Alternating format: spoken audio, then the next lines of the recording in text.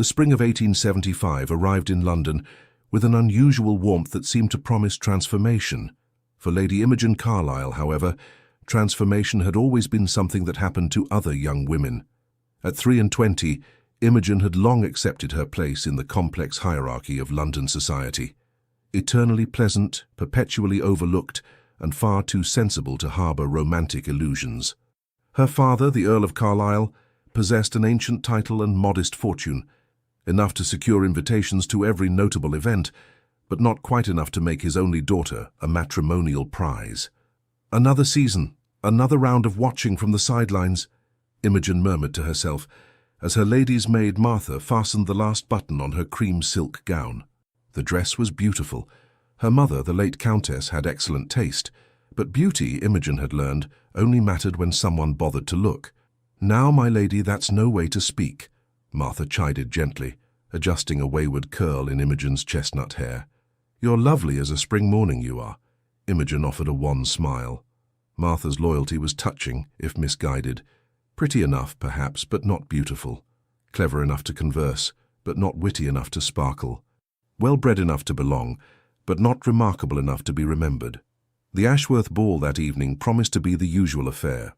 A crush of bodies in an overheated ballroom, young ladies displaying their accomplishments like exotic birds, and Imogen tucked away near the refreshment table, observing the theatre of courtship with anthropological detachment.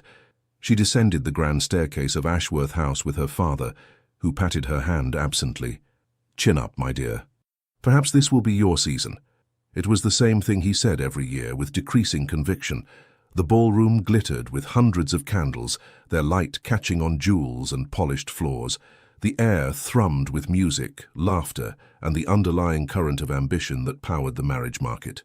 Imogen's practiced eye immediately catalogued the season's debutantes, all 17 and 18 years old, fresh-faced and hopeful, and the eligible gentlemen who circled them like well-dressed sharks. "Lady Imogen!" She turned to find Lady Beatrice Thornton, one of the few young women who still acknowledged her existence after multiple seasons. "Beatrice, how lovely you look."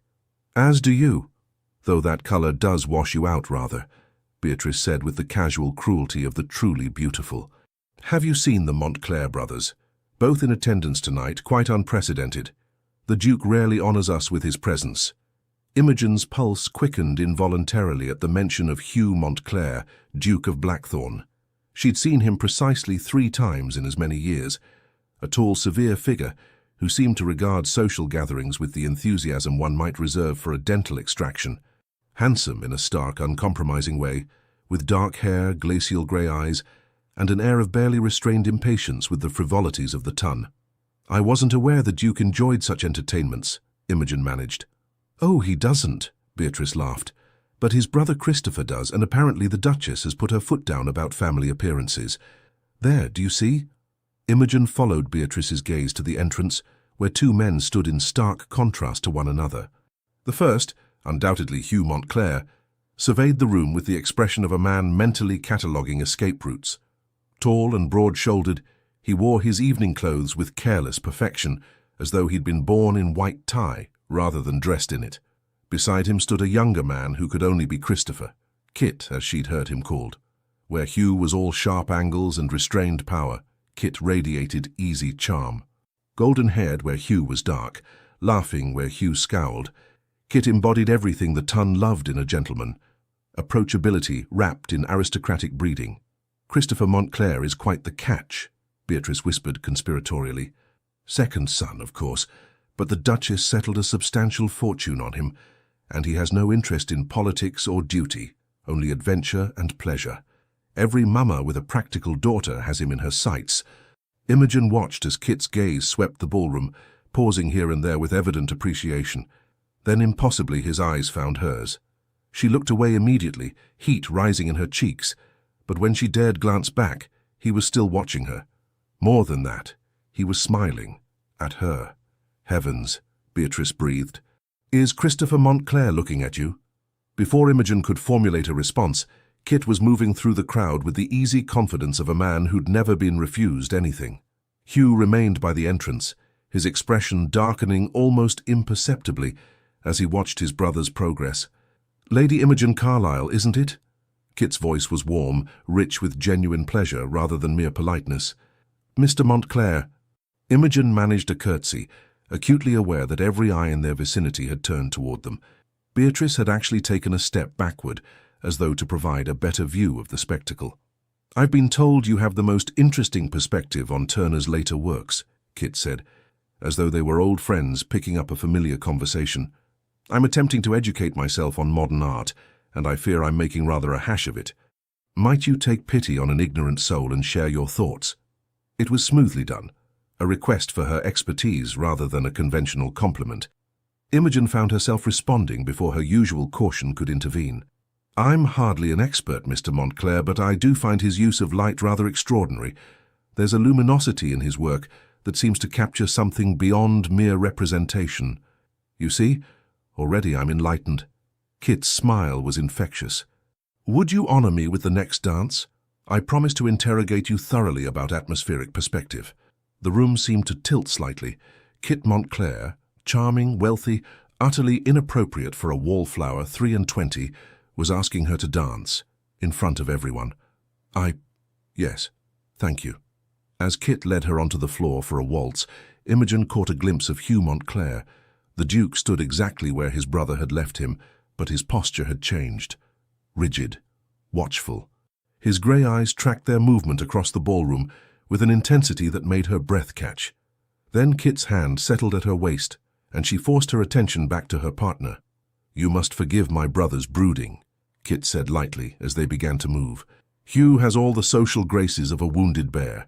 Takes after our father that way, though at least father had the excuse of actually being interested in governance and estate management. Hugh simply dislikes people in general." "That seems rather harsh," Imogen heard herself say. "Perhaps he's simply selective about company." Kit laughed, a bright sound that drew smiles from nearby couples.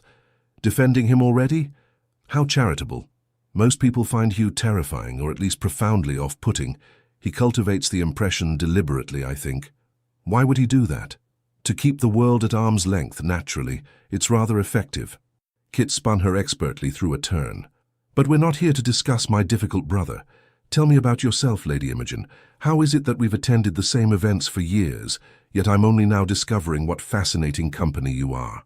The compliment was almost certainly practiced, yet Imogen found herself warming to it anyway. When had anyone last called her fascinating? When had anyone last noticed her at all? They talked through the waltz and into the next dance, which Kit claimed with easy presumption. He was, Imogen discovered, genuinely interested in art, music and literature, or at least skilled at appearing so. He spoke of his travels on the continent, his plans to visit Greece and Egypt, his passionate belief that life was meant to be experienced rather than merely endured. "You should see the world, Lady Imogen," he said earnestly. "England is magnificent, but there's so much beyond our shores. Light that transforms everything it touches, ruins that whisper of ancient glories, seas that seem to stretch into infinity." "It sounds wonderful," Imogen admitted. She'd rarely left London, her world confined to the familiar rhythms of the season and quiet summers at her father's estate in Kent. "Then perhaps someday I shall show it to you." The words hung between them, more promise than propriety should allow. Imogen's cheeks burned, but Kit merely smiled and guided her through another turn. She was so absorbed in the unexpected pleasure of being noticed, desired, sought after, that she didn't realize they'd danced past Hugh Montclair until she felt the weight of his gaze, like a physical touch. The Duke stood with his mother, the Duchess Georgiana, a formidable woman known throughout London for her sharp wit and sharper matchmaking instincts. But it was Hugh who commanded attention, even in stillness. His jaw was tight, his eyes fixed on Imogen with an expression she couldn't quite decipher. Anger? Disapproval? Something else entirely?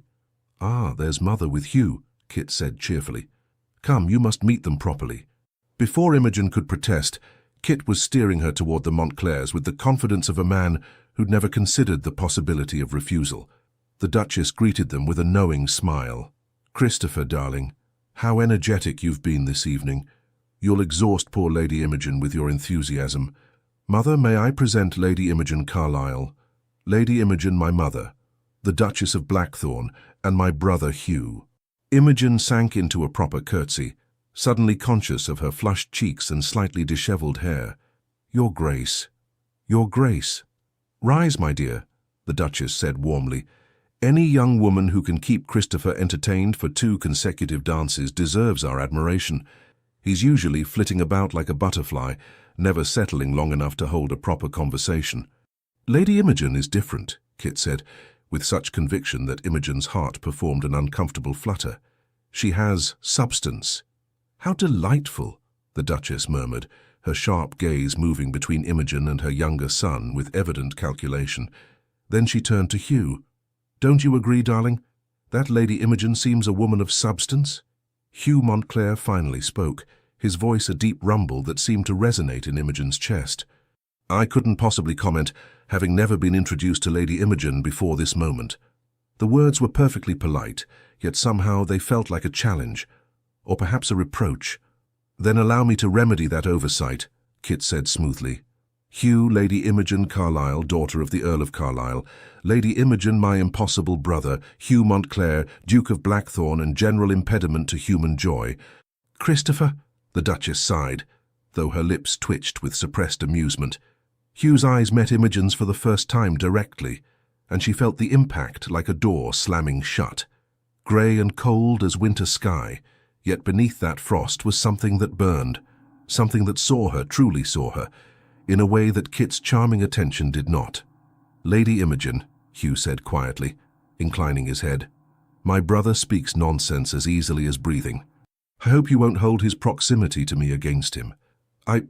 That is," Imogen floundered, caught between Kit's warmth and Hugh's inexplicable intensity. "Don't terrorize her, Hugh," Kit laughed, apparently oblivious to the tension. "Lady Imogen, would you like some refreshment? I fear I've kept you dancing without regard for practical concerns." "Yes, thank you." As Kit offered his arm and led her away, Imogen glanced back once. Hugh was watching them go, his expression unreadable but his posture speaking volumes. The Duchess was watching her son with knowing eyes and an enigmatic smile. "There now," Kit said cheerfully as he procured her a glass of lemonade. "You've survived an encounter with Hugh. Most people find him rather overwhelming.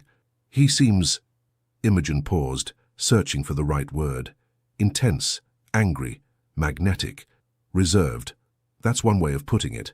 Kit's easy manner dimmed slightly. "Hugh takes everything seriously. Duty, honor, the weight of the dukedom. Sometimes I think he's forgotten how to simply live." There was genuine concern beneath Kit's levity, and Imogen felt her estimation of him rise. Whatever else he might be, Kit Montclair loved his brother. "Perhaps he needs reminding," she said softly. Kit's eyes brightened. "Perhaps he does, and perhaps you're exactly the person to do it." The evening continued in a pleasant blur. Kit claimed another dance, introduced her to several of his friends, and generally treated her as though she were the most captivating woman in the ballroom. Imogen knew it was likely performance rather than genuine interest. Kit Montclair could have his pick of beautiful, wealthy young women, but she allowed herself to enjoy the fantasy nonetheless. What she couldn't quite shake was the persistent sensation of being watched.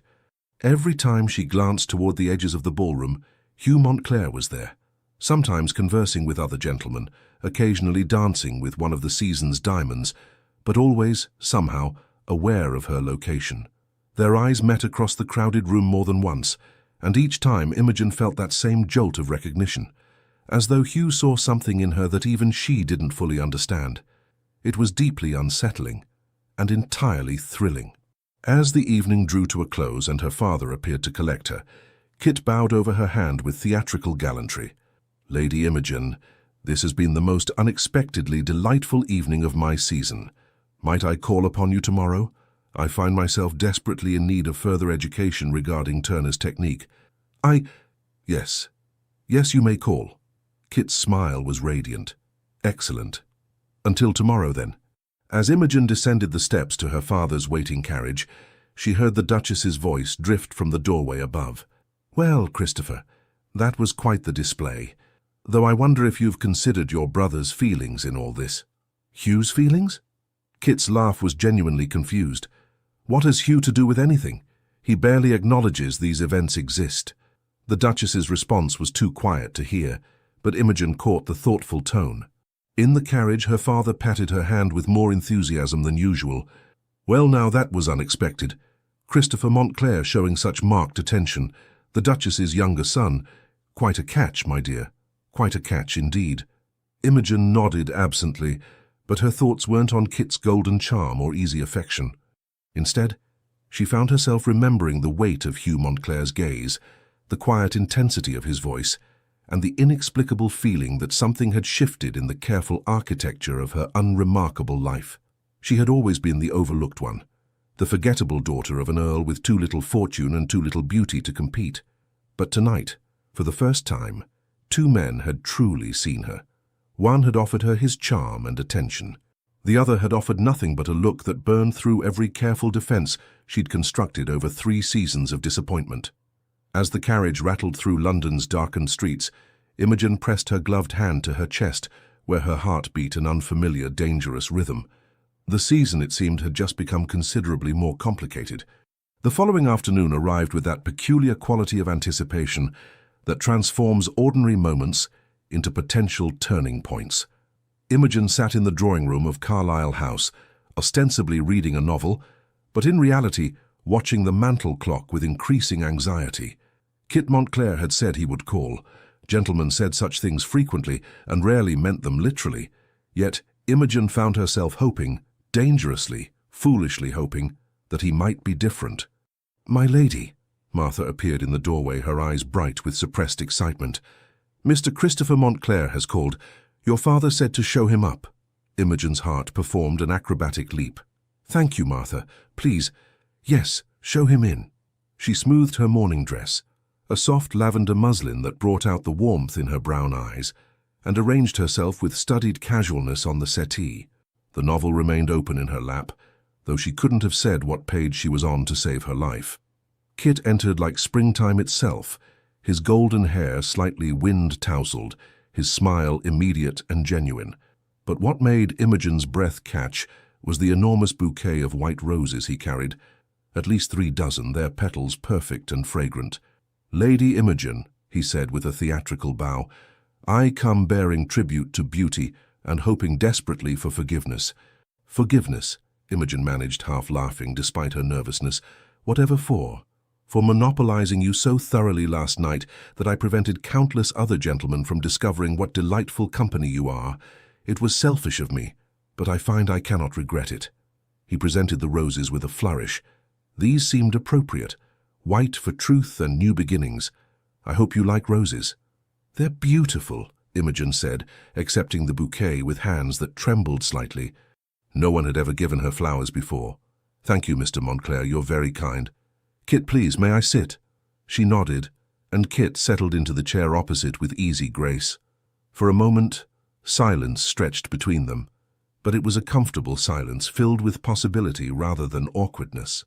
"I confess," Kit said eventually, "my excuse about Turner was partially fabricated. I do appreciate art, but mostly I wanted a reason to see you again without waiting for the next tedious ball." Honesty, Imogen thought, was perhaps Kit's most attractive quality. "I suspected as much. Gentlemen rarely seek art criticism at social events. True, we're usually too busy trying to avoid being trapped into unsuitable matches by ambitious mamas." Kit's expression turned more serious. "But you're different, Lady Imogen. Last night, speaking with you, it felt real. Not the usual performance we all conduct at these affairs." Imogen felt warmth bloom in her chest. "I felt that too." They talked for an hour, then 2. Kit described his travels through Italy, his plans to visit ancient ruins in Greece, his dream of sailing the Mediterranean. Imogen shared her love of literature, her passion for Turner's paintings, her quiet observations about London society. "You see everything," Kit said with evident admiration. "All the tiny dramas and unspoken rules that the rest of us follow without thinking. It's remarkable." "It's the privilege of being overlooked," Imogen admitted. "When no one pays you attention, you learn to pay attention to everything else." Kit reached across the space between them and gently took her hand. "Then everyone else has been profoundly foolish, but their loss is my gain." The touch sent electricity through Imogen's entire body. Kit's hand was warm, his grip gentle but confident. For a wild moment, She imagined what it might be like to be courted by this man, to be chosen, desired, swept into the adventurous life he described so vividly. A sharp knock at the door broke the moment. Martha entered, looking flustered. "My lady, the Duke of Blackthorn has called to see your father. The Earl is not at home, but his Grace asked if you might spare him a moment." Imogen's heart, which had been beating pleasantly fast, now threatened to escape her chest entirely. Hugh Montclair. Here now? Kit's expression flickered with something Imogen couldn't quite identify. Surprise, annoyance, concern. Then his easy smile returned. "Hugh? Here? How extraordinary. My brother never makes social calls. I wonder what brings him to Carlisle House." Before Imogen could respond, Hugh appeared in the doorway. He was dressed for riding, his dark coat fitted perfectly across his broad shoulders, his boots polished to mirror brightness. Where Kit radiated sunshine, Hugh embodied storm clouds. All contained power and barely restrained intensity. His grey eyes swept the room, taking in Kit's relaxed posture, the roses displayed prominently on the side table, Imogen's flushed cheeks. His jaw tightened almost imperceptibly. "Christopher," Hugh said quietly, "I wasn't aware you planned to call on Lady Imogen today."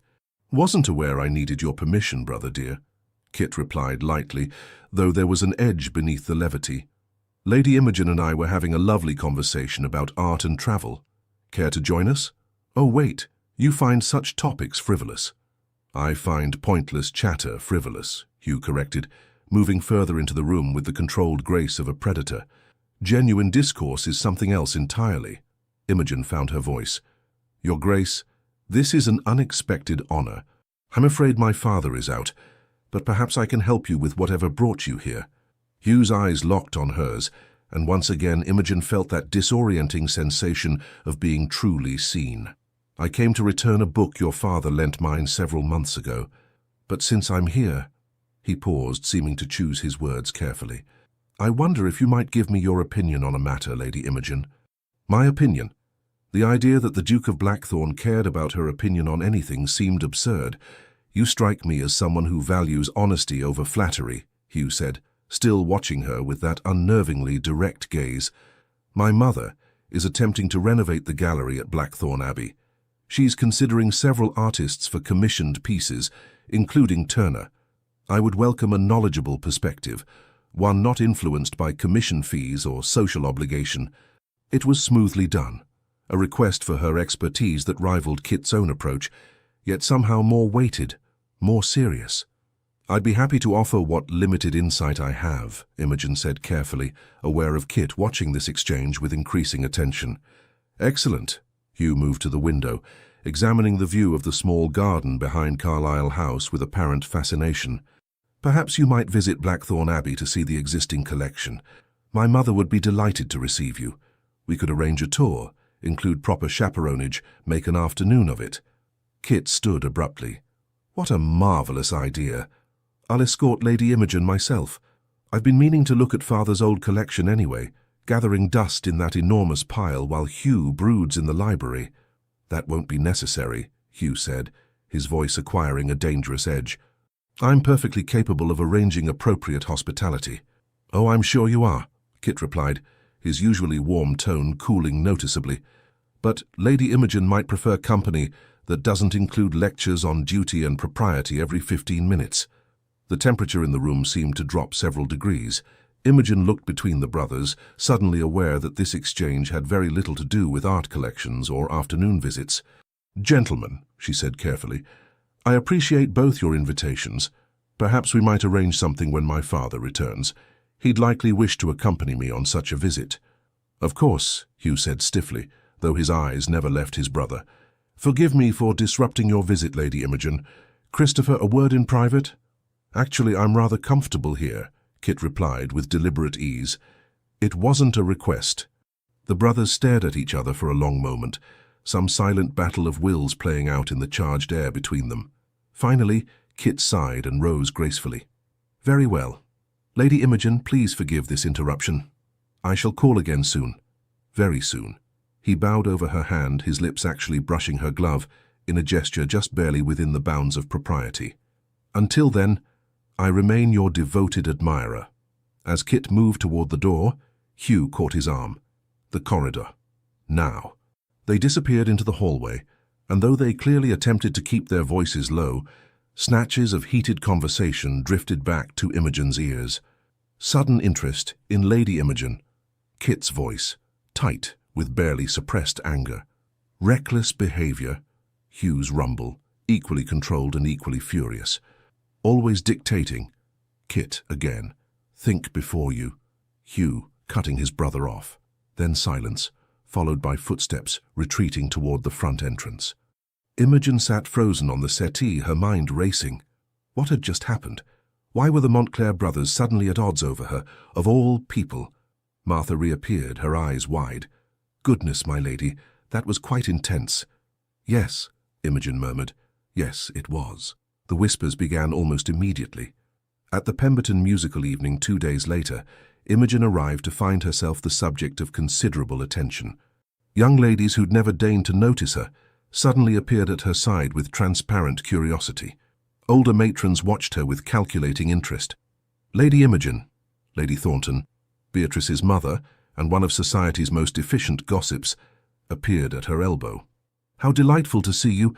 I understand you've been receiving calls from Mr. Christopher Montclair. Mr. Montclair has been kind enough to visit. Yes, Imogen said carefully. How lovely. And the Duke as well, I hear. Both Montclair brothers paying attention to the same young lady. How very unusual. The implication hung in the air like smoke. Imogen felt heat rise in her cheeks, but before she could formulate a response, Kit materialized at her side. Lady Thornton, he said with his most charming smile, how kind of you to keep Lady Imogen company until I could find her. Lady Imogen, would you honor me with your company during the performance? I believe they're playing Chopin. Your favorite, if I recall correctly. He'd remembered. From one conversation 3 days ago, Kit had remembered that she loved Chopin. As Kit guided her away from Lady Thornton's avid curiosity, Imogen caught sight of Hugh standing near the pianoforte. He was conversing with Lord Ashworth about something evidently serious, but his attention fractured the moment Kit's hand settled at Imogen's elbow. The entire evening proceeded in that strange, charged fashion. Kit was attentive without being overwhelming, securing seats for the performance, fetching refreshments, introducing her to his friends with evident pride. Several times Imogen caught other young ladies watching with barely concealed envy, emotions she'd witnessed countless times, but never as the object rather than the observer. Hugh maintained his distance, but Imogen felt his presence like a compass point. Every time she laughed at Kit's jokes, every time she smiled up at Kit's handsome face, she knew Hugh was watching, cataloguing, judging. It should have been uncomfortable. Instead, it was intoxicating. During the interval, Kit drew her aside to a relatively quiet corner. I must apologize for my brother's behavior the other day. Hugh can be difficult. He seemed concerned for you, Imogen said diplomatically. Concerned? That's a generous interpretation. Kit's usual levity dimmed. Hugh believes it's his duty to manage my life, to dictate my choices, to protect me from my own supposed recklessness. He doesn't understand that some of us want to live rather than merely exist. Perhaps he's afraid, Imogen suggested gently. Afraid of losing you. Kit looked at her with surprise, then something like wonder. You really do see everything, don't you? Yes, I think you're right. After Father died, Hugh became, well, he became what he thought a duke should be. Serious, remote, controlled. He locked away everything spontaneous or joyful about himself. That sounds lonely. It is, but it's his choice. Kit took her hand, his expression earnest. Lady Imogen, I realize we've known each other less than a week, but I find myself thinking about you constantly. Your intelligence, your warmth, your ability to see past superficial charm to the genuine person beneath. I want to continue this friendship, this connection, whatever it becomes. Imogen's heart hammered against her ribs. Was Kit Montclair actually courting her, genuinely, seriously courting her? I would like that too, she managed, her voice barely above a whisper. Kit lifted her gloved hand to his lips, his eyes never leaving hers. Then let society whisper. Let them speculate. You and I know the truth, that sometimes the most extraordinary connections happen when we least expect them. From across the room, Imogen felt Hugh's gaze like a brand. When she dared glance his way, the Duke was watching them with an expression that made her breath catch. Not anger, precisely, not disapproval, though that was present too. Hunger, raw, undisguised hunger, and beneath that, something that looked almost like anguish. The situation escalated at the Duchess of Marlborough's ball a week later. By then, Kit's attentions had become so marked that society had begun coupling their names in gossip. Mr. Montclair and Lady Imogen had become a recognized phrase, uttered with varying degrees of approval and speculation. Imogen arrived in a gown of deep sapphire silk, a color that transformed her from merely pretty to genuinely striking. Kit found her immediately, his face lighting with open admiration. "Lady Imogen," he breathed, "you look absolutely magnificent." "Hardly that," she demurred, but pleasure warmed her voice. "I beg to differ." Kit offered his arm. "Shall we scandalize the ton by dancing every single dance together?" They didn't dance every dance, but they came perilously close, Kit claiming 3 waltzes, the maximum allowed without causing serious talk. Between dances they strolled the terrace, Kit describing his upcoming trip to Scotland for grouse season, and half-seriously inviting Imogen to convince her father to join the house party. "I want you to meet my friends," Kit said earnestly. "The people I truly care about beyond all this social performance. They'd love you, Imogen. May I call you Imogen?" The use of her Christian name should have scandalized her. Instead, it thrilled her. "Yes, and I shall call you Kit." His smile was radiant. "Kit and Imogen, I like the sound of that." They were standing at the edge of the terrace, the music and light from the ballroom spilling into the garden beyond, when Hugh Montclair appeared from the shadows like an avenging angel. "Imogen," Hugh said, his voice cutting through Kit's warm chatter like a blade through silk. "Might I have a word?" It was the first time he'd used her Christian name. On Kit's lips it had sounded affectionate, playful. On Hugh's it sounded possessive, claiming. Kit's hand tightened on Imogen's arm. "We were having a private conversation, Hugh. On a public terrace in full view of 200 guests. Hardly private." Hugh's eyes were storm grey in the dim light. "And I believe Lady Imogen promised me a dance." Imogen's mind raced. She had done no such thing. Hugh had barely spoken to her since their tense encounter at Carlisle House, but something in his expression, some desperate intensity, made her nod. Yes, I believe I did." Kit's jaw tightened. "Imogen, it's just one dance," she said softly, touching his arm in apology. "I'll find you directly after." Hugh offered his arm with silent command, and Imogen took it, aware of curious eyes tracking their movement back into the ballroom. The next dance was, inevitably, a waltz. As Hugh drew her into position, his hand at her waist, his touch burning through silk and propriety, Imogen realized she'd underestimated everything about this man. Where Kit held her with friendly confidence, Hugh held her as though she was something precious and dangerous all at once. His hand was large, strong, completely sure. His proximity overwhelmed her senses. Sandalwood and leather, starched linen and something uniquely him. They began to move, and Imogen discovered that Hugh Montclair danced with the same controlled intensity he brought to everything else. Perfect form, flawless timing, yet beneath the technical precision was something raw and barely leashed. "You've been spending considerable time with my brother," Hugh said quietly, his voice pitched for her ears alone. "Kit has been kind enough to keep me company, yes." "Kind." Hugh's lips twisted on the word. "Is that what you call it?" Imogen felt a spark of defiance. "What would you call it, Your Grace?" "Reckless. Irresponsible. Typical Christopher. Pursuing what he wants without consideration for consequences." "Perhaps," Imogen said carefully, aware they were dancing past curious onlookers. "Kit simply knows what he wants and isn't afraid to pursue it. Some might call that courage rather than recklessness." Hugh's hand tightened at her waist. "You don't understand my brother as well as you think. And you don't understand him at all if you believe his interest in me is merely reckless impulse." They turned through a complex sequence, moving in perfect synchronization despite the tension crackling between them. Hugh guided her effortlessly, his body dictating their movement with absolute confidence. "Christopher collects experiences," Hugh said, each word precise and cutting. "Beautiful places, Interesting people, novel sensations. He's never committed to anything beyond his own pleasure. Not a career, not a purpose, certainly not a woman. The words stung, partially because they echoed Imogen's own half-formed concerns. Kit was charming, attentive, seemingly besotted. But was it real, or simply the thrill of conquest? "You're being cruel," she whispered.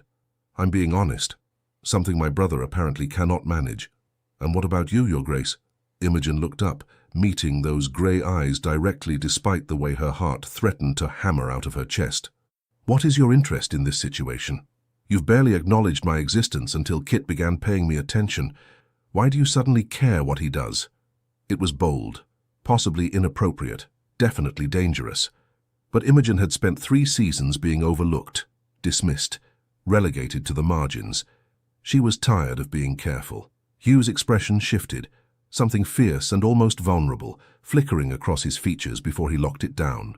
"I care," he said slowly, "because my brother has no idea what he's doing, because he's playing with someone who deserves far better than to be another of Christopher's temporary fascinations." "How noble of you," Imogen said, anger giving her courage, "to protect poor foolish me from your brother's terrible attention. Tell me, Your Grace, have you considered that perhaps I'm capable of making my own decisions? That perhaps I enjoy Kit's company and want his attention? Do you?" The question was quiet, intense, loaded with implications Imogen couldn't quite pass. Hugh had pulled her incrementally closer during their exchange, until propriety's boundaries were tested, if not quite broken. She could feel the warmth of him, the solid strength of his body, the way his eyes searched hers with almost painful focus. Yes, I do." Something dark and painful crossed Hugh's face. "I see." The music swelled toward its conclusion, and Hugh guided her through the final turns with mechanical precision, all the fierce engagement draining from his manner. When the dance ended, he bowed with cold formality. "Thank you for the dance, Lady Imogen. I hope you enjoy the rest of your evening with my brother." He released her and walked away, his broad shoulders rigid with tension. Imogen stood frozen on the dance floor, her emotions in chaos. What had just happened? Why did she feel as though she'd lost something precious she hadn't even known she possessed? Kit appeared at her side moments later, concern evident in his handsome face. "Are you all right? Hugh didn't upset you, did he?" "No, It was just a dance." But it hadn't been just a dance. It had been a confrontation, a challenge, a revelation. Hugh Montclair wasn't simply disapproving of his brother's courtship. He was jealous, furiously, desperately jealous. The realization should have pleased her. Instead, it terrified her. Because somewhere in the past few minutes, while dancing with the Duke of Blackthorn, Imogen Carlisle had discovered something she desperately wished to unlearn. Every time Kit Montclair made her heart flutter with pleasure, Hugh Montclair made it race with something far more dangerous: desire. The next 2 weeks transformed Imogen's quiet existence into something resembling a romantic comedy performed for all of London society. Everywhere she went, she found herself at the center of an unspoken battle between the Montclair brothers, a battle neither would acknowledge but that everyone could plainly see. Kit continued his attentive courtship with increased determination. He called at Carlisle House every other day, always bearing thoughtful gifts, books he thought she'd enjoy, sketches from his travels, once even a watercolor he'd attempted himself, badly but endearingly, of the view from Blackthorn Abbey's south terrace. They attended exhibitions together, chaperoned by Imogen's cousin Harriet, and Kit made her laugh with his irreverent observations about stuffy aristocrats and ridiculous social conventions. "You know what society needs?" Kit declared one afternoon as they strolled through the British Museum, ostensibly viewing the Elgin marbles, but mostly just enjoying each other's company. "A thorough revolution, not a violent one. I'm too fond of creature comforts for that, but something to shake up all these absurd rules about who can speak to whom and what constitutes proper behavior." "And who would lead this revolution?" Imogen asked, amused despite herself. "You and I, obviously. We'll start a salon like the French philosophes, but less tedious. Good conversation, genuine connection. No stupid rules about how many dances constitute an understanding or how long one must wait before using Christian names." Kit grinned at her. "We'll call it the Society for Sensible People. I'm not sure we'd have many members." "Good. We'll be exclusive. Membership by invitation only, granted solely to those with functioning brains and the courage to use them. It was this quality that Imogen found most appealing about Kit: his refusal to take anything too seriously, his determination to find joy even in circumstances designed to crush spontaneity. In his company, she felt lighter, freer, capable of being the person she'd always wanted to be rather than the one society expected. But if Kit represented liberation, Hugh embodied something far more complex. The Duke attended more social events in those 2 weeks than he had in the previous 2 years. He appeared at every ball, every musical evening, every garden party where Kit and Imogen might be found. He never approached directly, never engaged in obvious interference, but his presence was impossible to ignore.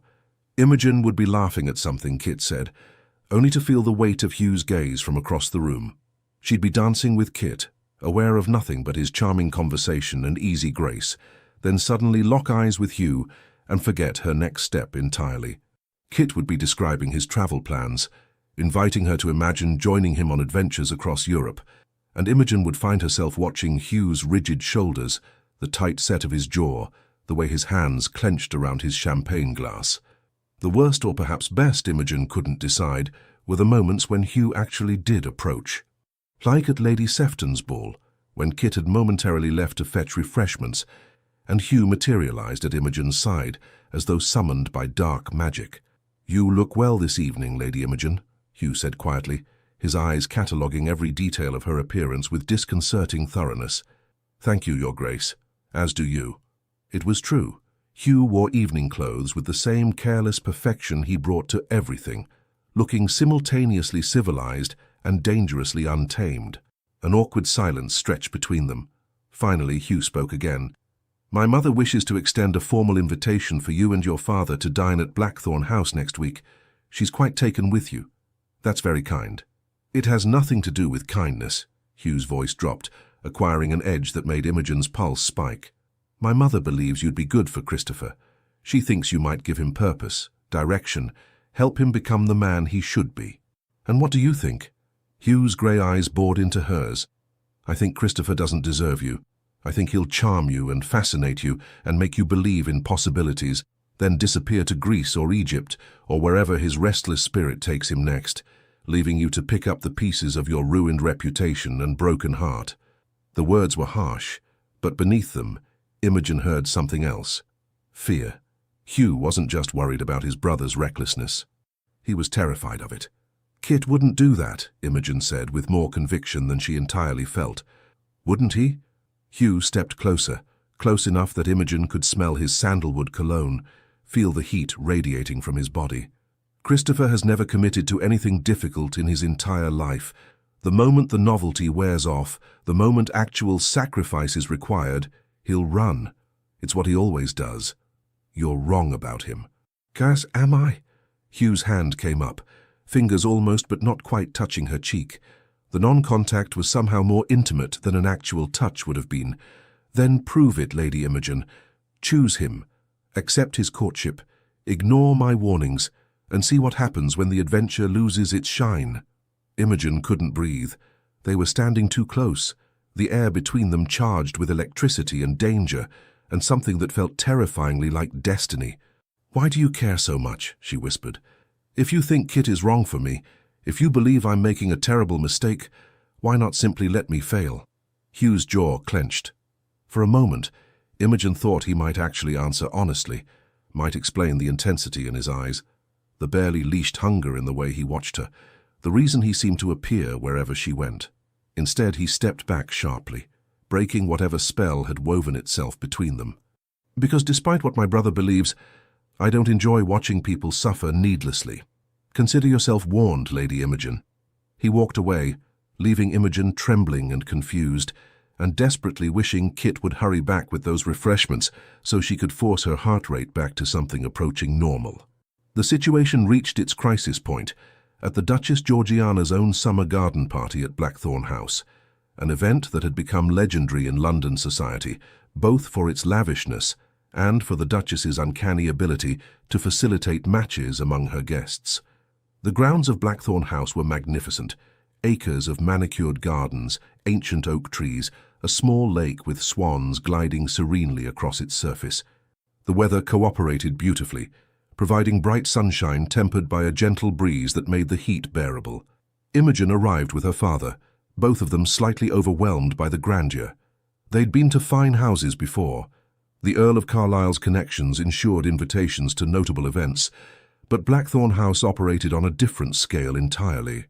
This was ducal wealth, married to centuries of aristocratic power, and it showed in every perfect hedge, every marble statue, every footman stationed at precise intervals along the winding paths. Kit found her immediately, appearing as though he'd been watching for her arrival. "Imogen, you look like springtime personified. Come, let me show you the gardens properly. Mother's done extraordinary work with the roses this year." He offered his arm, and Imogen took it gratefully, trying to ignore the way her father's face lit with obvious hope. The Earl had become increasingly enthusiastic about Kit's courtship, seeing in it possibilities he'd long since abandoned for his spinster daughter. They strolled through beds of roses, past fountains where children shrieked with laughter, carefully supervised by nannies, through a hedge maze that Kit navigated with practiced ease. He was charming as always, but something in his manner seemed different today, more serious, more intent. "Imogen," Kit said eventually, guiding her to a secluded bench overlooking the lake. "We need to talk." Her heart lurched. Those 4 words rarely preceded anything good. "I've been thinking," Kit continued, taking her hand between both of his, "about us, about what's been happening these past weeks. I know society is talking, speculating about my intentions. Your father is clearly hopeful. And I care for you, Imogen, genuinely. You're wonderful company, you make me laugh, you see the world in ways that constantly surprise me." "But," Imogen supplied, because surely there was a but coming. Kit's expression turned rueful. "But I'm not entirely sure I'm ready for what comes next. Marriage, settling down, taking on all the responsibilities everyone expects. I'm only 26. There's so much I still want to do, places I want to see. I leave for Scotland in 3 days, then potentially onto the continent after that. Greece, definitely, maybe Egypt." Imogen felt something sink in her chest. Hugh had been right. Of course Hugh had been right. "I see," she managed, proud that her voice remained steady. "No, wait, I'm explaining this badly." Kit squeezed her hands urgently. "I'm not saying I don't want a future with you. I'm saying I need time. I need to be certain, to be absolutely sure that I'm ready to give you what you deserve. It wouldn't be fair to rush into promises I might not be prepared to keep." It was, Imogen had to admit, refreshingly honest. Kit wasn't abandoning her, but neither was he committing. He was doing exactly what Hugh had predicted, preserving his freedom while keeping his options open. "I understand," Imogen said quietly. And she did. Kit was being more decent than most men in his position would be, more careful of her feelings than she had any right to expect. But understanding didn't make it hurt less.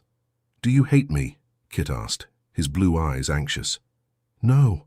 No, of course not. You're being honest, which is more than I could hope for." Kit lifted her hand to his lips, kissing it with genuine affection. "You're extraordinary, do you know that? Any other woman would be throwing things at me right now. But you understand." Imogen smiled, though it felt fragile. "I'm very understanding. It's one of my chief qualities as a wallflower." "You are not a wallflower," Kit said fiercely. "You're brilliant and beautiful, and any man would be lucky to have you, including me, especially me. I just need time." "Time," Imogen repeated. The word felt heavy, loaded with all the things Kit wasn't quite saying. Time to adventure, time to be free, time to be absolutely certain before committing to anything as permanent as marriage. They sat in silence for a moment, the sounds of the garden party drifting over the hedge, laughter, music, the clink of crystal. Imogen's mind raced. She cared for Kit, truly cared for him. His friendship had given her something precious, the experience of being chosen, noticed, desired. For the first time in her life, she'd felt like she mattered. But was that enough? Was gratitude a foundation for love? "We should rejoin the party," Imogen said eventually. "People will talk if we're gone too long." Kit nodded, helping her rise. But before they could start back toward the main lawn, a familiar voice cut through the pleasant afternoon. "There you are, Christopher. Mother's been looking for you." Hugh Montclair stood at the entrance to their secluded area, his tall frame blocking the path back to the party. His expression was carefully neutral, but his eyes blazed with barely suppressed emotion as they moved between his brother and Imogen. "Hugh," Kit said with forced cheerfulness, "we were just— I can see what you were doing." Hugh's voice was controlled, but something dangerous lurked beneath the surface. "Lady Imogen, might I escort you back to the main lawn? I believe your father was asking after you." It wasn't a request. Kit's hand tightened on Imogen's arm. "Actually, I was about to— Christopher." Hugh's tone acquired a sharp edge. A word privately. The brothers stared at each other, tension crackling between them like lightning before a storm. Finally, Kit sighed and released Imogen's arm. "Very well. Imogen, I'll find you shortly." As Kit moved toward his brother, Hugh caught his arm and pulled him several steps away, their voices dropping to urgent whispers. Imogen could only catch fragments. "Cannot keep doing this." Hugh angry but trying to maintain control. "None of your concern, E.T. Kit," defensive. "Leading her on." Hugh again, louder. "Hypocrite." Kit, his usual good humor completely absent. Then Kit jerked his arm free and stalked past his brother, past Imogen, back toward the main party without another word. His shoulders were rigid, his pleasant expression replaced by frustrated anger. Hugh watched him go, then turned to Imogen. For a moment they simply looked at each other, the afternoon sunshine filtering through oak leaves, the distant sounds of the party providing incongruous accompaniment to the tension between them. "You heard that," Hugh said finally. "Not a question." "Some of it." "Good. Then I don't need to pretend." Hugh moved closer, his grey eyes intense. "What did Christopher say to you? What promises did he make?" Imogen lifted her chin. "That's between Kit and myself, Your Grace." "Hugh. My name is Hugh." He said it with quiet intensity, as though the permission to use his Christian name mattered desperately. "And I apologize, but I cannot be diplomatic about this any longer. Christopher is going to break your heart, Imogen. He's already preparing his exit. Scotland, then Greece, then wherever his restlessness takes him next. He'll write charming letters for a few months, then the correspondence will slow, then stop entirely. You'll hear he's met some exotic woman in Athens or Rome, and that will be the end of it." "You don't know that," Imogen protested, but her voice lacked conviction. "I know my brother. I've watched him do this same thing a dozen times with pursuits that bored him, commitments that required sacrifice, responsibilities he decided were too burdensome." Hugh's hand came up, cupping her cheek with surprising gentleness. "You deserve better than to be another of Christopher's abandoned enthusiasms." The touch sent electricity through Imogen's entire body. Hugh's palm was warm, slightly calloused, achingly careful. She should step back, should maintain proper distance, but she found herself frozen, caught in the intensity of his gaze. "And what would better look like?" she whispered. Hugh's thumb traced along her cheekbone, the caress so light it might have been imagined. "Someone who knows your worth. Someone who wouldn't need time to decide whether you're worth committing to. Someone who would fight for you, challenge you, refuse to let you settle for anything less than you deserve. Someone like you." The words were out before Imogen could stop them. Hugh's expression turned fierce, almost pained. "Wrong brother, my dear," he said quietly, echoing the words from weeks ago but transforming them into something new, something raw and honest and desperately vulnerable. "You've been flirting with the wrong brother all along." Imogen's breath caught. "Hugh, I've watched you laugh with Christopher, dance with him, glow under his attention, and every moment has been torture because I know that he'll eventually disappoint you, not through malice, but through thoughtlessness, through his eternal need for freedom and adventure over genuine connection." Hugh's other hand came up to frame her face, his touch reverent and desperate all at once. "But I wouldn't disappoint you, Imogen. I wouldn't need time to be certain. I wouldn't wonder if you were worth the sacrifice of my precious freedom, because you're not a sacrifice, you're everything." The world seemed to tilt on its axis. Imogen's carefully constructed understanding of the past weeks shattered and reformed into a new pattern. Hugh's constant presence at social events, his barely restrained anger when watching her with Kit, the way he looked at her as though she were simultaneously the answer to every question and the source of infinite torment. "You can't mean that," she breathed. "You barely know me." I know enough. I know you see what others miss. I know you're kind without being weak, intelligent without being cruel about it. I know you appreciate art and literature and complex ideas. I know you make my brother laugh, which is no small feat." Hugh's voice dropped. "And I know that when you walked into that ballroom weeks ago in that cream silk gown, something in me recognized something in you. Chemistry, fate, madness, call it what you will.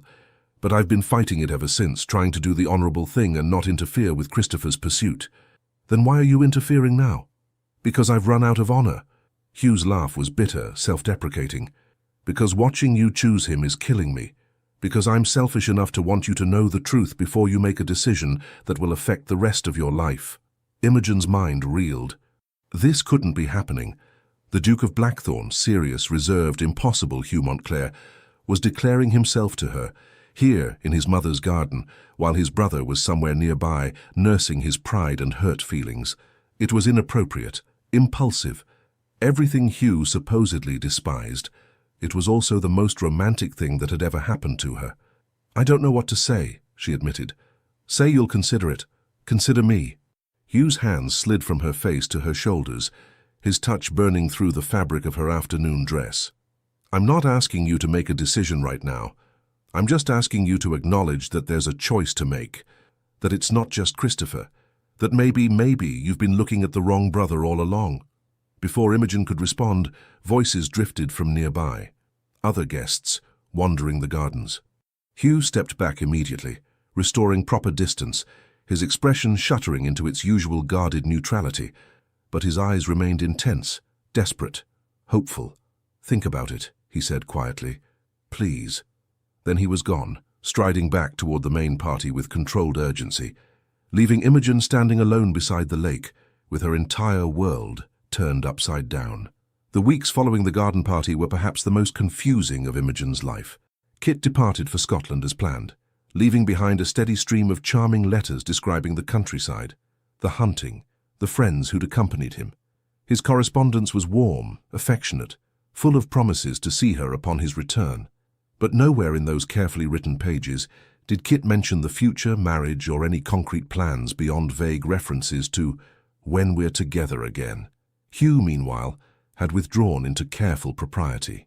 He continued attending social events, but maintained scrupulous distance, never approaching Imogen directly, never dancing with her again, never giving society ammunition for gossip. But she felt his presence constantly, his eyes following her across ballrooms, his attention focused on her even when he appeared to be conversing with others. It was maddening and revealing, because in Kit's physical absence and epistolary presence, Imogen discovered something uncomfortable. She missed Hugh more. She missed the intensity of his attention, the challenge in his gaze, the way he saw past her careful pleasantness to the complex, uncertain woman beneath. Kit made her feel charming and desirable. Hugh made her feel seen. The realization came fully formed one evening at the theatre, where Imogen attended a performance of Romeo and Juliet with her father and cousin Harriet. Hugh was present, seated in the blackthorn box across the theatre with his mother, and throughout the entire first act, Imogen found her attention split between the stage and the Duke's profile. Hugh watched the play with complete focus, his expression intent as the young lovers declared their passion. When Romeo spoke of love at first sight, of knowing instantly that Juliet was his destiny, Hugh's jaw tightened almost imperceptibly. And when Juliet questioned whether Romeo's love was too sudden, too passionate to be real, Hugh's eyes flicked across the theatre to meet Imogen's. The moment lasted perhaps 2 heartbeats, but Imogen felt its impact like a physical blow. In Hugh's gaze, she saw everything he'd said in the garden: hunger, hope, fear, determination. The question that had been building in her mind for weeks finally crystallized into certainty. She'd been courted by the wrong brother all along. Kit was wonderful, charming, kind, endlessly entertaining, but what she felt for him was gratitude and affection, not the bone-deep recognition that Hugh had described. Kit made her happy. Hugh made her feel alive. The question was what to do about it. The opportunity came in an unexpected form. A letter from the Duchess Georgiana inviting Imogen and her father to dinner at Blackthorn House. A small gathering, the Duchess wrote in her elegant script, just family and a few close friends. Kit would be returning from Scotland that week, and the Duchess wished to celebrate his homecoming. Imogen's father accepted immediately, obvious hope written across his features. The Earl still harboured expectations about Kit's courtship, still believed that connection might elevate his daughter's prospects. Imogen didn't have the heart to disabuse him. The evening of the dinner arrived with that peculiar mix of anticipation and dread that accompanies moments of potential transformation. Imogen dressed with unusual care, selecting a gown of deep emerald silk that brought out the warmth in her brown eyes and the richness of her chestnut hair. She wasn't entirely sure what she planned to do, only that something needed to happen. The current situation, suspended between Kit's vague promises and Hugh's silent intensity, couldn't continue indefinitely. Blackthorn House at night was even more magnificent than by day. Candlelight gleamed off marble floors and ancient portraits, casting everything in warm golden light. The Duchess greeted them in the drawing room with her characteristic grace, her sharp eyes taking in Imogen's appearance with evident approval. "Lady Imogen, how lovely you look. That colour suits you beautifully. And Lord Carlisle, so good of you to join us. Christopher should be down shortly. He only just arrived this afternoon and is no doubt making himself presentable after days of tramping about the Scottish wilderness." Hugh stood by the fireplace, magnificent in evening clothes that emphasized his broad shoulders and long legs. His eyes found Imogen immediately, tracking over her appearance with barely concealed hunger before his expression shuttered into politeness. "Lady Imogen, Lord Carlisle, welcome." "Your Grace," Imogen managed, proud that her voice remained steady despite the way her heart hammered against her ribs.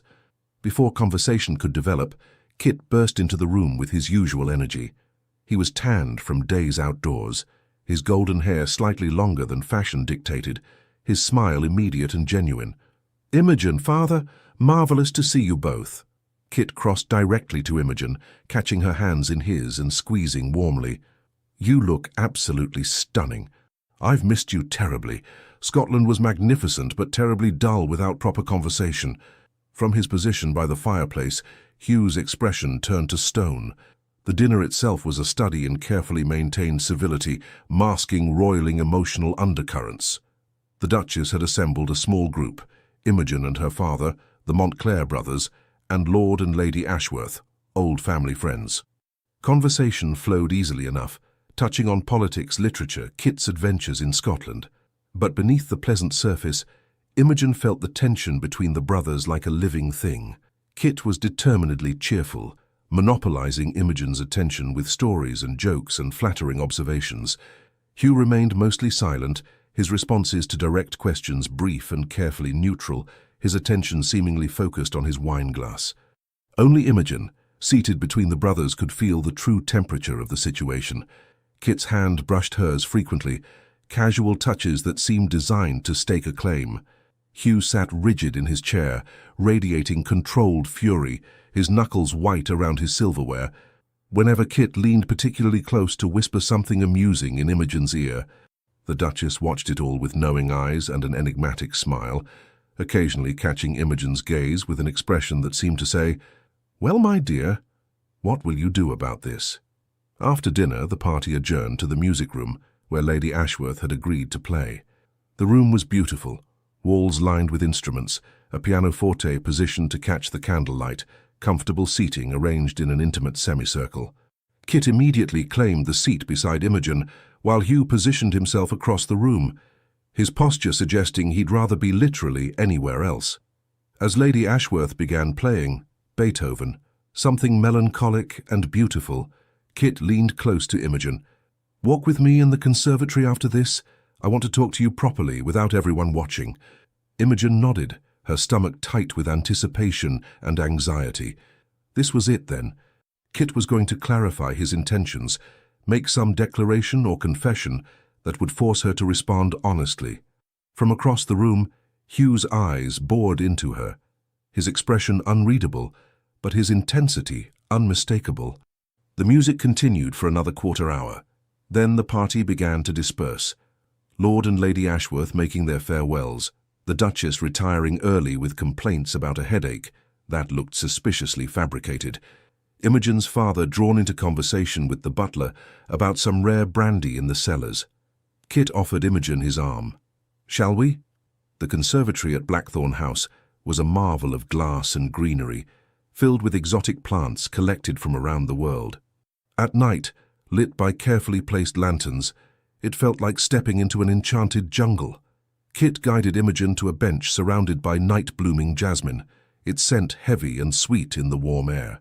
For a moment, they sat in silence, the only sounds the distant music from the house and the gentle rustling of leaves. "Imogen," Kit began, his usual brightness dimmed to something more serious, "I need to be honest with you. Please do." Kit took her hand, studying it as though memorizing every detail. "These past weeks in Scotland gave me time to think about my life, my plans, what I want for my future, and I realized something important." Imogen's heart sank. She knew what was coming, could read it in Kit's earnest expression, hear it in his careful tone. "I care for you tremendously," Kit continued. "You're wonderful in every way, but I'm not ready for what you deserve. Not ready for marriage, for settling down, for all the responsibilities that come with building a life with someone. I'm 26 years old, and I still feel like there's so much I need to do, need to see, need to experience before I can commit to that kind of future." "I understand," Imogen said quietly, and she had understood really since their conversation at the garden party. Kit was kind enough to want to spare her feelings, honest enough not to lead her on, but ultimately unable to offer what she needed. "I knew you would understand. You always do." Kit squeezed her hand gently. "I want you to know that my affection for you is genuine. You've brought such light into my life these past weeks, but it wouldn't be fair to ask you to wait while I figure myself out. You deserve someone who's certain, who's ready, who can give you everything right now rather than someday, maybe. Someone like your brother." The words were out before Imogen could stop them.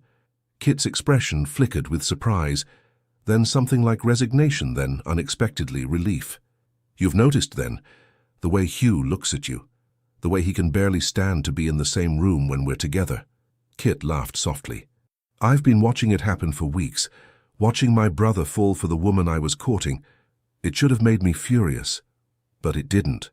No, because I'm not blind, Imogen. I've seen the way you look at him too, when you think no one's watching, when he says something that cuts through all the pleasant conversation to something real. You light up for him in a way you never quite do for me." Kit's smile was tinged with melancholy, but genuine nonetheless. "And as much as my ego would prefer otherwise, I love my brother. I want him to be happy, and I think you might be the person who could make that possible." Tears pricked Imogen's eyes. "Kit, I'm so sorry. I never meant—" "Don't apologize, please." Kit lifted her hand to his lips, kissing it with affectionate finality. "You've done nothing wrong. Chemistry isn't something we control. And honestly, if I were ready for everything you deserve, I'd fight for you. But I'm not ready, and Hugh is. He's been ready since the moment he saw you. He just wouldn't admit it because he thought I was serious about courting you. You're an extraordinary man, Christopher Montclair." "I know," Kit said with a flash of his usual humor. "I'm also remarkably perceptive when I bother to pay attention. Now go.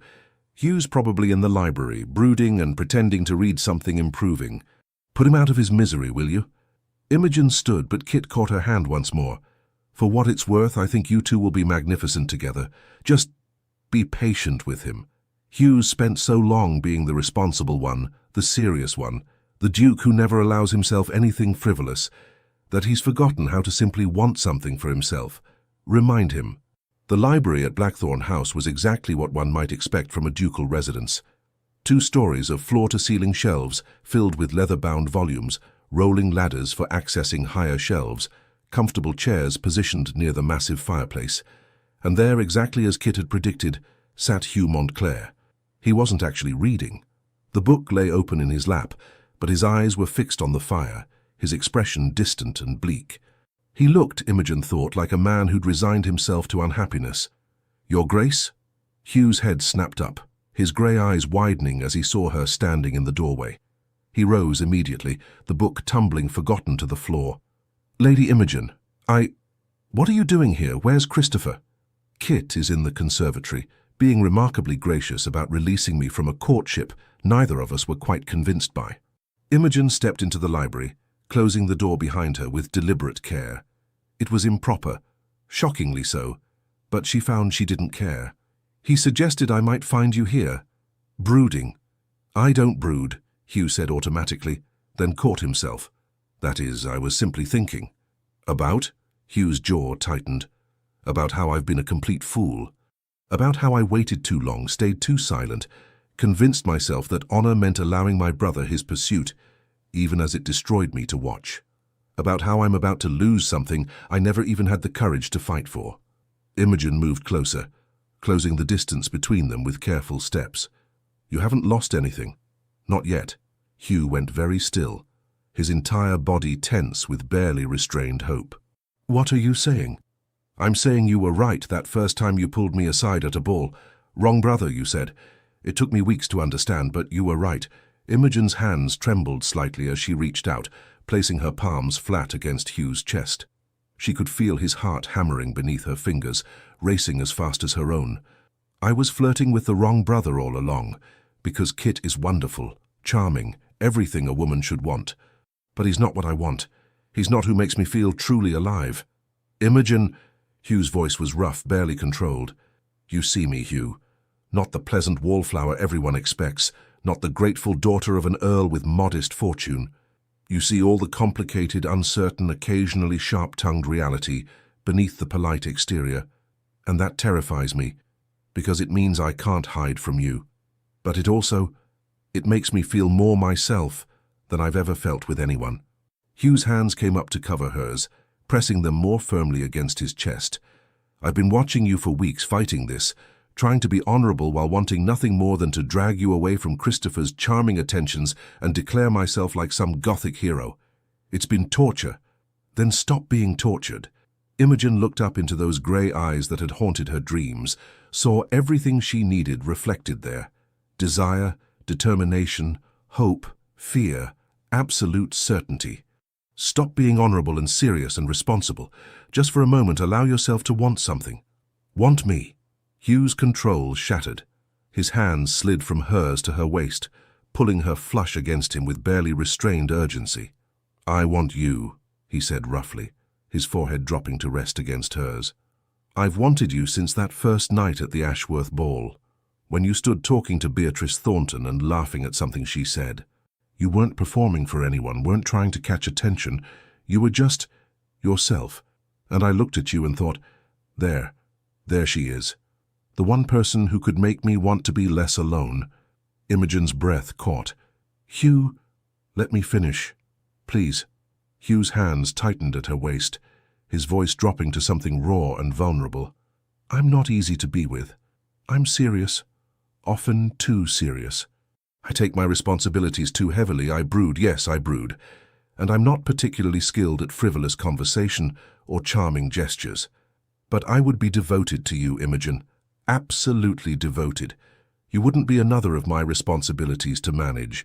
You'd be the reason I manage everything else, so I could come home to you at the end of each day and remember why any of it matters. Tears spilled over Imogen's cheeks.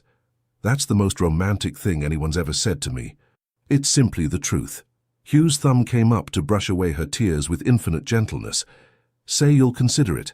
Consider me.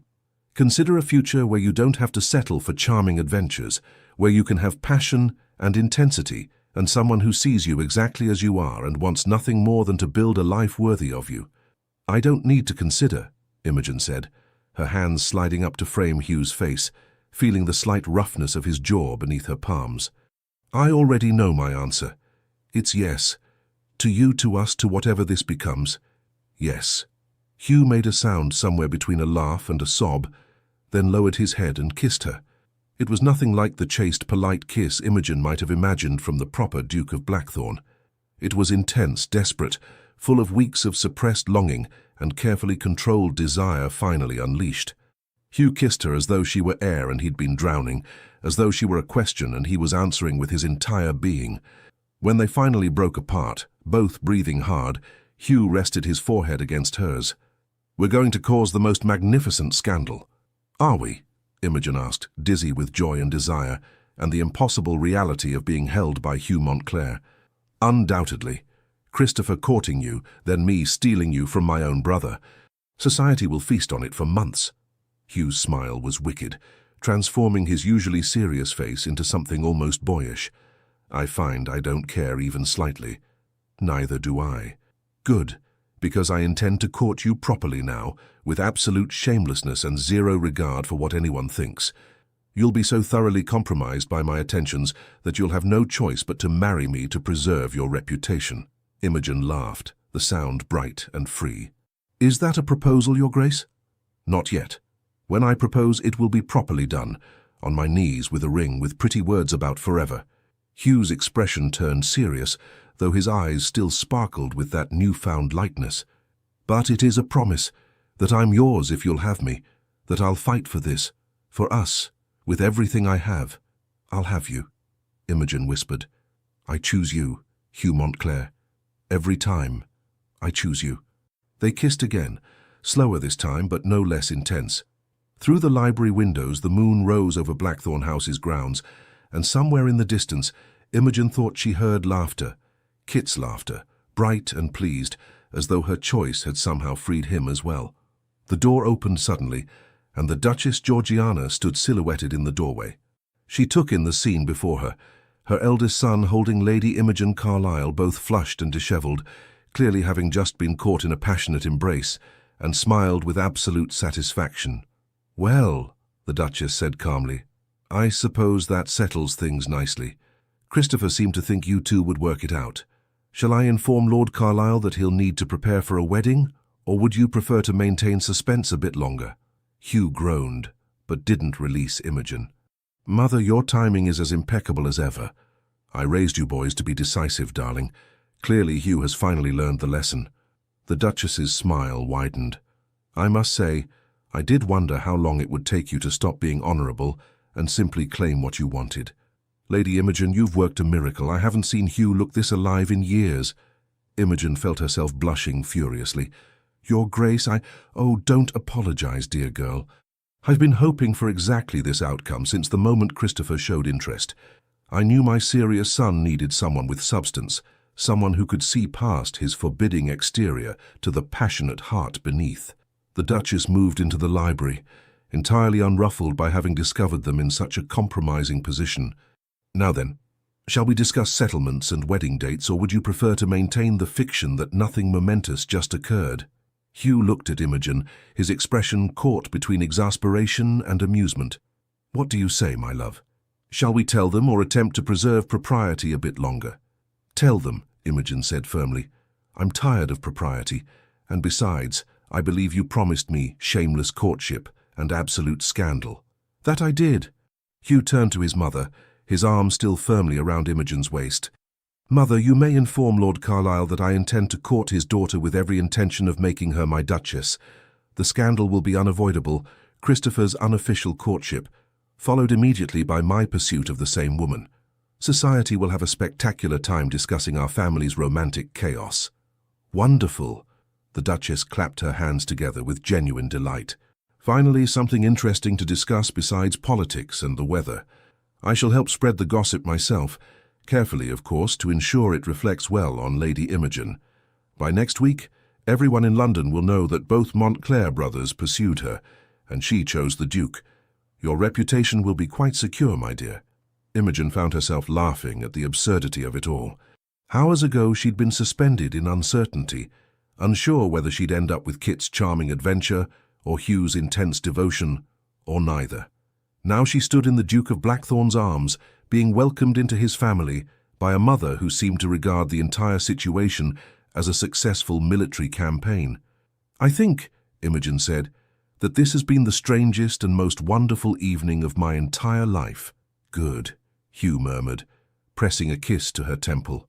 "Because I intend to give you many more. A lifetime of them, if you'll allow it." From the doorway, Kit's voice rang out. "Are we celebrating?" I heard Mother's delighted scheming voice and assumed victory had been achieved. Kit appeared beside his mother, his expression genuinely pleased as he took in Hugh and Imogen's obvious happiness. "Well done, brother. I knew you had it in you to stop brooding and actually claim what you wanted." "Christopher," Hugh said quietly, releasing Imogen just enough to face his brother. Don't."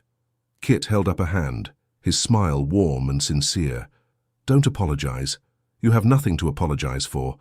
I pursued Imogen because she was fascinating, but I was never prepared to give her what she needed. You are. You have been from the start. I'm glad you finally admitted it." Hugh crossed to his brother, pulling him into a brief, fierce embrace.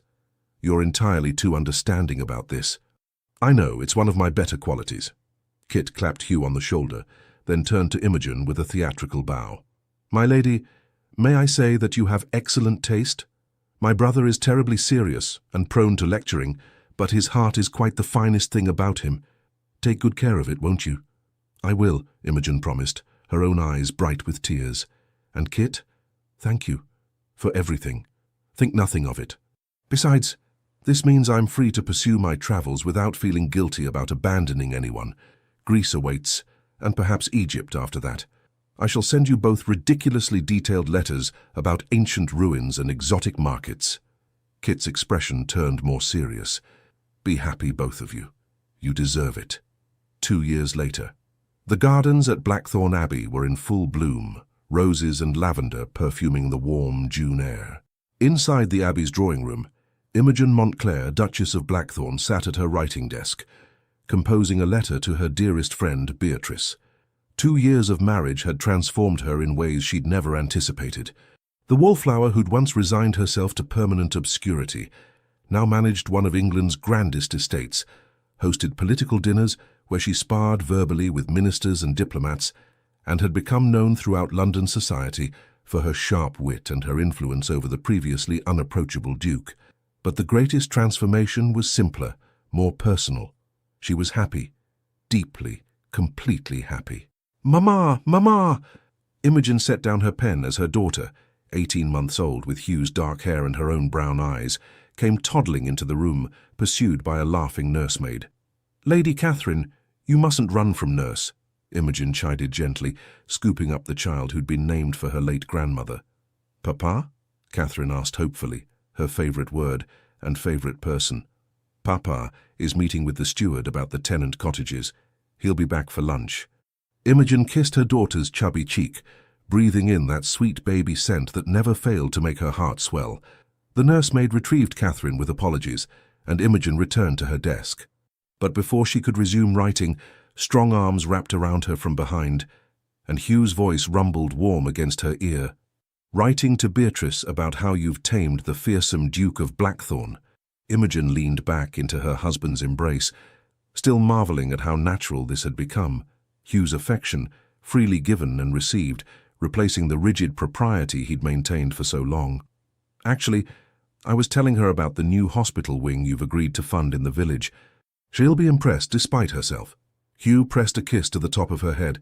"I only agreed because you presented a devastatingly logical argument, and because you've made me soft, concerned with tenant welfare and public health rather than profit margins. You were always concerned with those things. I merely gave you permission to act on it, without feeling guilty about being frivolous." Perhaps. Hugh moved to perch on the edge of her desk, his grey eyes no longer cold but warm with contentment, studying her face. Kit's letter arrived. He's in Cairo now, apparently having the time of his life, excavating something ancient and probably cursed. Is he planning to return for Christmas? He says yes, but Kit's promises about timing are notoriously flexible. He might arrive Christmas Eve or Easter Sunday. Both are equally likely. Hugh's smile was affectionate rather than frustrated. "I'm glad he's found his path, though. Adventure suits him far better than ducal responsibility ever would have." Imogen reached up to lace her fingers through Hugh's. "You miss him. I do. But I'm grateful too, for his understanding, his blessing, his friendship, and for his remarkably good sense in knowing when to step aside and let his brother have what he actually needed." "What did you need?" Imogen asked, though she knew the answer. Hugh pulled her up from the desk chair, wrapping both arms around her and holding her close. "This. You. A life that includes passion as well as duty, love as well as responsibility. Someone who sees past the Duke to the man beneath, and loves him anyway, frowns and brooding and terrible social skills included. Your social skills have improved dramatically, only because you've taught me that conversation can be more than strategic maneuvering. That people can be interesting, even delightful." Hugh's hand came up to cup her cheek in that achingly familiar gesture. You've transformed everything, Imogen, made me remember how to live rather than merely fulfill obligations. Good, Imogen said, rising on her toes to kiss him softly, because you've transformed me too, made me believe I was worth choosing, worth loving, worth fighting for. They stood wrapped together in the drawing room, sunlight streaming through the tall windows, their daughter's laughter echoing from somewhere in the house. It was ordinary and extraordinary all at once, this life they'd built together from mutual recognition and growing love. Imogen, Hugh said eventually, his voice taking on that particular tone that meant he was about to say something he'd been thinking about for some time. Yes, I want to host a ball, here at Blackthorn Abbey. A proper, spectacular affair with hundreds of guests and excessive flowers and entirely too much champagne. Imogen pulled back to look at him in surprise. Hugh had spent their entire courtship avoiding social occasions whenever possible, only participating when absolutely necessary. You want to host a ball? I want to show you off, Hugh corrected, his smile turning slightly wicked. I want everyone who ever overlooked you, who dismissed you as a wallflower, to see you as Duchess of Blackthorn. Magnificent, confident, utterly beloved. I want to watch you shine and know that you're mine, and I'm the luckiest man in England. Tears pricked Imogen's eyes, the happy kind, the kind that came from being loved so thoroughly and completely. That's the second most romantic thing you've ever said to me. What's the first? Everything you said that night in the library when you told me you'd been watching me and fighting it, and wanting nothing more than to drag me away from Kit's attentions. Hugh laughed, the sound rich and warm. Then I shall have to work harder to top it. I have an entire lifetime to come up with increasingly romantic declarations. I look forward to each one. They kissed again, slow and deep and full of promise. 2 years married, and Imogen still felt that spark of electricity every time Hugh touched her. She suspected she always would. Outside the drawing room, the Duchess Georgiana paused in the hallway, listening to her son's laughter, genuine, unreserved, joyful. She smiled to herself, satisfied. Both her boys had found their paths, Kit to adventure and discovery, Hugh to love and purpose. It had all worked out exactly as she'd hoped, though she'd never admit to anyone, especially not to Hugh or Kit, that she'd orchestrated quite a lot of it. Sometimes the best matchmaking looked like happy accident. Inside the drawing room, Hugh and Imogen remained wrapped in each other's arms, discussing plans for their ball for Christmas with Kit, for the future stretching bright and full of possibility before them. No regrets? Hugh asked softly. Imogen thought about the path that had brought them here, her seasons as a wallflower, Kit's charming courtship, Hugh's fierce pursuit, the choice she'd made in this very house 2 years ago. Not a single one, she said firmly. I chose the right brother.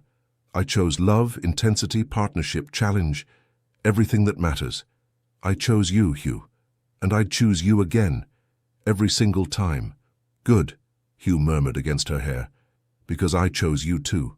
The moment I saw you, really saw you, I chose you. Even when I was fighting it, denying it, trying to be honorable, I'd already chosen you. You were always meant to be mine, just as I was always meant to be yours.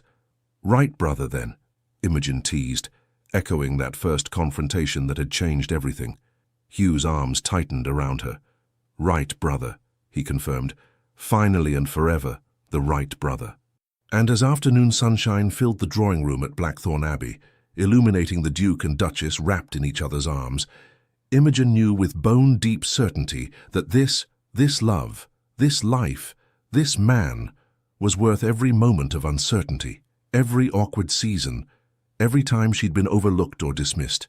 Because being seen, truly seen by Hugh Montclair, being chosen by him, loved by him, was worth any price. She'd started the season as a wallflower, expecting nothing. She'd ended it as a duchess, beloved and happy, with a husband who looked at her as though she'd hung the moon and stars. Sometimes, Imogen thought, the most extraordinary love stories began with the simplest truth. She'd been flirting with the wrong brother all along. The end.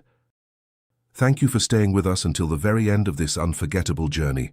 We hope you felt every glance, every heartbeat, and every choice Lady Imogen made. If this story moved you, please consider liking, commenting, and sharing it with others who love emotional romantic tales as much as we do. We'd love to hear from you. What was your favorite moment? Did you also root for the wrong brother? Don't forget to subscribe to our channel and support us from the bottom of your heart. Your support keeps us motivated to continue creating stories full of love, redemption, and powerful turning points. Another story is waiting for you at the end of the video. Click and be surprised by more emotional romantic tales just like this one. Thank you for being here. The Legends of Love team.